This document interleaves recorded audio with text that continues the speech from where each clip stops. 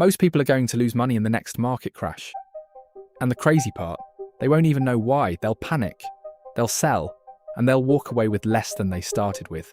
But a small group of people, the ones who understand what I'm about to show you, are going to walk out the other side with more wealth than they had before the crash even started. Today I'm going to show you exactly how to set up your compounding so that a market crash doesn't destroy you. It actually makes you richer. Let's talk about something that most financial content completely ignores. Everyone talks about investing for the long term and staying the course, but nobody actually breaks down what you should be doing right now, today, so that when the market drops 30, 40, maybe even 50%, you're not the one panic selling at the worst possible moment. You're the one buying. I've been studying market history for a long time. I'm not here to scare you, but I also think you deserve the truth, not some watered down version of it. Because the truth is, market crashes are not rare events. They are a completely normal part of investing. And if you don't know how to handle them, you are going to lose money that you didn't have to lose.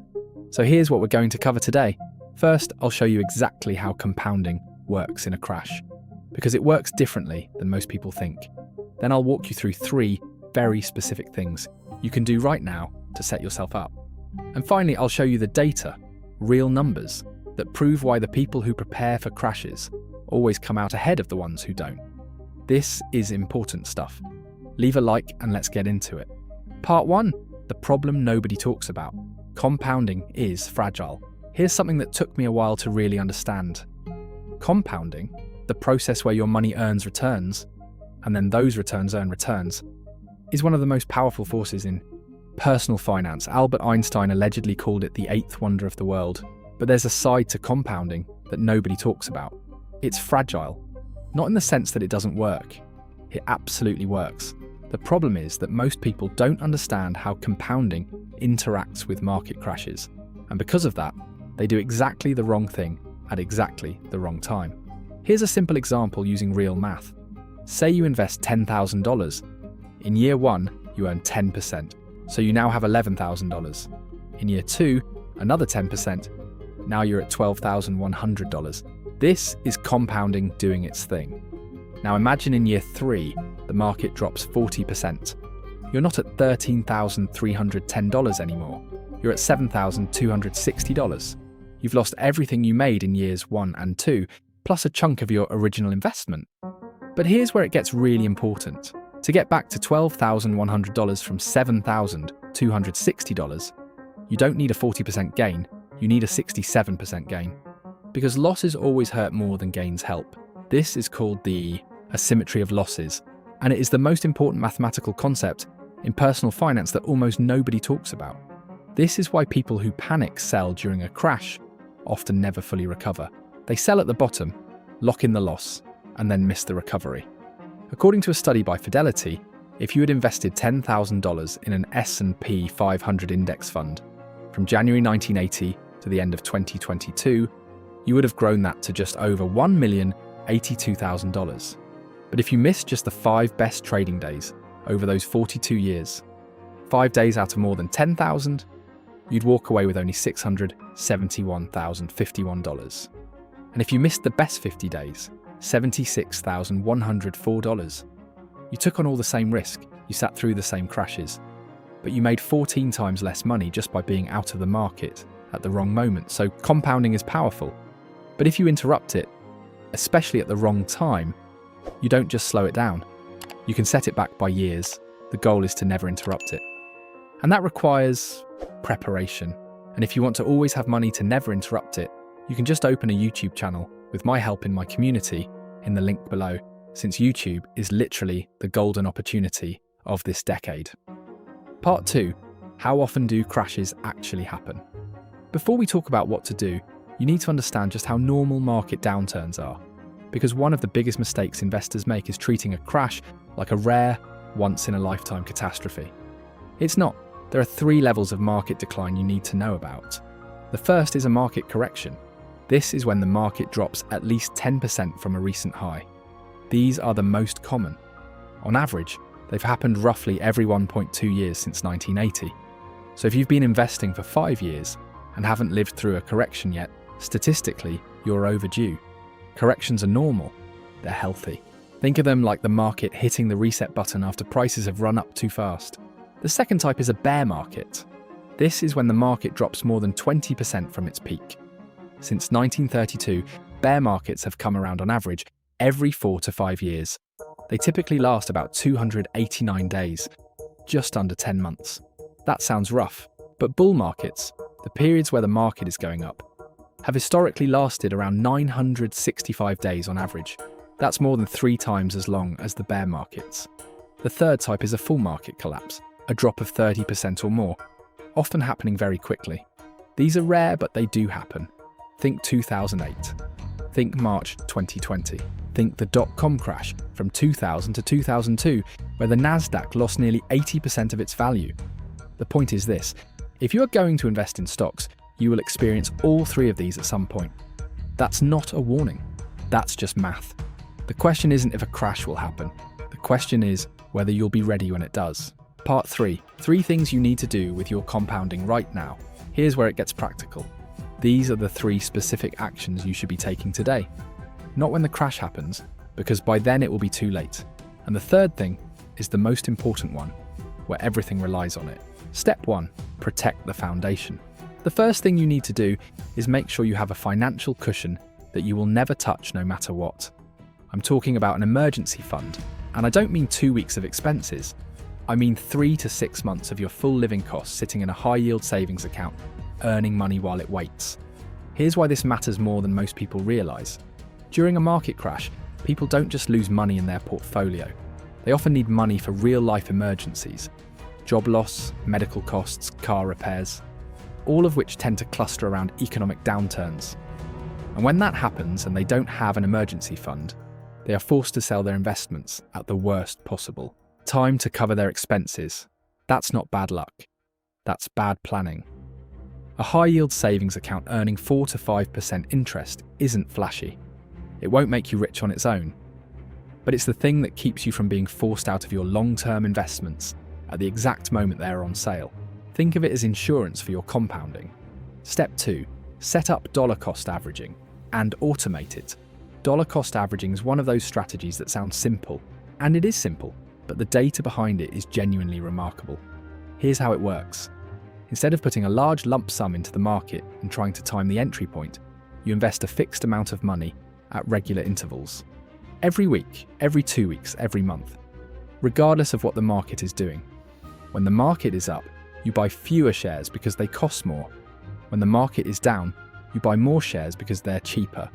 Over time, this naturally reduces your average cost per share, and during a crash, it does something incredible. It automatically accelerates your buying at the exact moment when prices are at their lowest. Here's a concrete example. Say you invest $200 a month into a broad index fund. In month 1, shares cost $20 each, so you buy 10 shares. Then the market crashes, and in month 2, shares drop to $10 each. That same $200 now buys you 20 shares. Then in month 3, the market partially recovers to $15 per share. You buy 13 shares. By the end of 3 months, you've invested $600 and bought 43 shares at an average cost of just under $14 each. If the market had stayed flat at $20, you'd have bought 30 shares. The crash actually helped you accumulate more. This is why crashes are not disasters for the prepared investor. They are a discount event. The key word I used earlier is automate. Set this up so it happens without you having to make a decision every month. Because when the market is falling and your portfolio is red and the news is calling it a catastrophe, your brain is going to tell you to stop investing. That feeling is exactly when you need to be buying more. By automating it, you remove the emotion from the equation. Step 3. Get your portfolio properly diversified before the crash. This one seems obvious, but most people don't actually do it correctly. Diversification does not mean owning 10 different tech stocks. It means spreading your money across different asset classes, different sectors, and different geographies so that when one area gets hit hard, the others can cushion the blow. Here's how I think about it. A good diversified portfolio for a long-term investor might look something like this. A core position in a broad US stock market index fund, some exposure to international developed markets, a small allocation to emerging markets, some bonds for stability. and perhaps a small allocation to real estate through REITs. The exact percentages depend on your age, risk tolerance, and timeline. But the principle is the same. You don't want all your money in one bet. Here's why this matters specifically for compounding. When one part of your portfolio crashes, you can rebalance. Rebalancing means selling a bit of what's done well and buying more of what's dropped. This is forced buy low, sell high. The opposite of what most people do instinctively. And over time, rebalancing significantly improves returns because it keeps your compounding working across your whole portfolio, not just the parts that happen to survive. One important thing to add here, diversification is much harder to maintain during good times than bad times. When one stock or one sector is absolutely crushing it, it feels wrong to move money out of it. Why would you sell Tesla when Tesla keeps going up? But that concentration is exactly what leaves people exposed when the crash comes. During the 2008 crisis, financial stocks dropped over 55%. During the dot-com crash, tech stocks lost more than 70%. People who were heavily concentrated in those sectors didn't just lose money. Many of them lost decades of compounding progress. And another thing to diversify your portfolio is just by opening a YouTube channel, with my help in my free community in the link below. Part 4, the psychology problem and how to solve it. I want to spend some time on this because I think it's the part that actually determines whether most people succeed or fail as investors. It's not the strategy, it's the psychology. Here's what happens during a crash. Your portfolio drops. Maybe it drops a lot. You open your investment app and you see numbers that are deep in the red.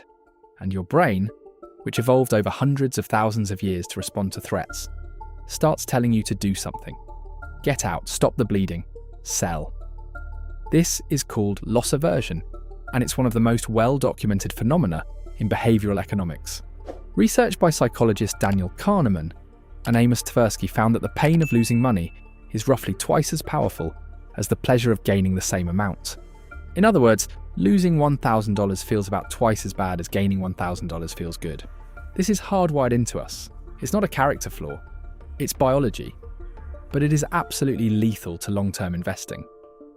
The solution isn't to somehow stop feeling the fear. The solution is to make decisions before the fear kicks in.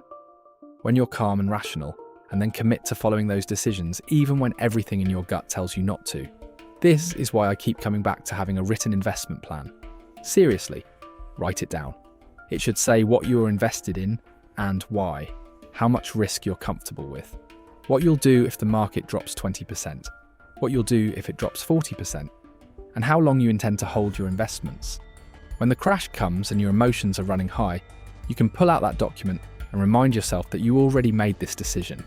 You already knew this might happen, and you already decided what to do. One of the most powerful stories in investing history is the story of legendary fund manager Peter Lynch. He managed the Fidelity Magellan Fund from 1977 to 1990, delivering an average annual return of 29.2% over that period, one of the best long-term track records in history. But he noted something fascinating. Even though the fund returned 29% a year, many investors in the fund lost money. Why? Because they bought in when performance was hot and sold when the market dropped. They let their emotions override their plan. You have to be smarter than that. Part 5. What the data tells us about staying in. Let's finish with the numbers because I want you to leave this video with a completely clear picture of what compounding actually looks like when you do everything right versus when you make emotional decisions. We already talked about the Fidelity study, showing that missing just the 5 best trading days between 1980 and 2022 cut your returns from $1,082,000 down to $671,051. That's a difference of $411,000 for missing 5 days. But here's the thing about those best days. According to research by JP Morgan, many of the best trading days in stock market history happened during or immediately after crashes. 7 of the 10 best single-day returns in S&P 500 history occurred during the 2008 financial crisis. If you sold during the crash to protect yourself, you didn't just lock in your losses, you almost certainly missed the rebounds that followed. This is the cruel irony of panic selling. The people who sell when things look bad are often the same people who miss the days when things turn around. And because of the asymmetry we talked about earlier, the fact that you need much larger gains to recover from losses. Missing those recovery days is devastating to your long-term returns. Now let's look at what staying invested and continuing to dollar cost average through a crash looks like in real life. Between October 2007 and March 2009, the S&P 500 fell approximately 57%. It was brutal. If you had $100,000 invested at the peak, you watched it fall to around $43,000. That's genuinely terrifying. But if you kept investing $500 a month throughout that entire period, you were buying shares at an average price of around $1,000 per unit in a broad index fund. Shares that would eventually recover to over $3,000 each by 2021. The crash didn't hurt you, it set you up. The same pattern played out in March 2020 when the COVID crash hit. The S&P 500 dropped 34% in about 5 weeks, one of the fastest declines in market history. Investors who panicked sold at the bottom. The market had fully recovered by August 2020, about 5 months later. People who stayed in, or better yet kept buying during the dip, made extraordinary returns over the next 2 years. This is not luck. This is compounding doing what it's designed to do when you let it work. So let me give you a quick summary of exactly what this all means in practice. Market crashes are not rare events. They happen regularly, corrections every 1 to 2 years, bear markets every 4 to 5 years, and more severe collapses every decade or so. If you invest long enough, you will live through all of them. Compounding is extraordinarily powerful, but it can be permanently damaged if you make emotional decisions at the wrong moment. The asymmetry of losses means that being out of the market at the wrong time costs far more than most people realise. The 3 things you need to do right now are: build a real emergency fund so you're never forced to sell at the bottom. Set up and automate dollar cost averaging so your investing becomes a system rather than a decision. And make sure your portfolio is diversified so that no single sector can wipe out everything you've built. And perhaps most importantly, write a plan, commit to it, and don't let the fear that comes with every crash convince you to abandon a strategy that the data has proven works over and over and over again. The people who get rich through market crashes are not smarter than everyone else. They're not luckier. They're just prepared. And now so are you. If you want to see exactly how to build a simple, diversified portfolio from scratch, what to buy, how much, and where, watch this video next and subscribe. Just a reminder, I'm not a financial advisor. This video is for educational purposes only, and any results depend on your own decisions and actions.